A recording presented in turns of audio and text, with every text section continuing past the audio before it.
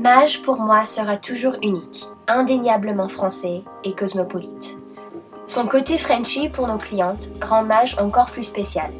Comme l'image de la Parisienne parfaite, elle est classique, romantique, sans effort, rock et assume sa féminité. En même temps, Mage est une marque sophistiquée et internationale, avec une histoire qui transcende les frontières. Quel que soit leur âge ou leur profession, lorsque les femmes entendent parler de Mage, de ses origines humbles et de ce qu'elle est devenue, lorsqu'elles entendent l'histoire d'une femme française d'origine marocaine passionnée, qui souhaitait créer des pièces magnifiques pour des femmes professionnelles et qui est devenue chef de file dans le monde de la mode, cela crée un lien personnel. Nous créons une vision romantique et nous présentons une histoire à laquelle elles s'identifient.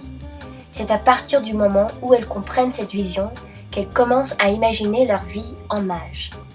La véritable femme Mage a toujours une forte personnalité, est sûre d'elle, passionnée et cool, tout comme l'esprit des vêtements qu'elle porte.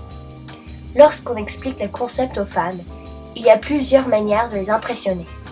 En leur affirmant que c'est une marque incontournable à Paris, que c'est une marque qui se vend mieux que des grandes marques américaines établies, que des célébrités comme Emma Stone et Pippa Middleton portent souvent Mage. Et tout cela attire leur attention. Mais le moment où leur regard devient rêveur est lorsqu'elles se regardent dans le miroir et qu'on leur explique ce que signifie, ce que c'est, une véritable femme Mage. Mage sera toujours spéciale parce qu'elle prend des risques. Elle ne prendra pas le chemin facile et ne dessinera pas des vêtements basiques qui iront bien à n'importe qui. Mage créera toujours des vêtements uniques qui n'iront pas à tout le monde, mais sur la bonne personne, avec la bonne attitude. Mage est magique.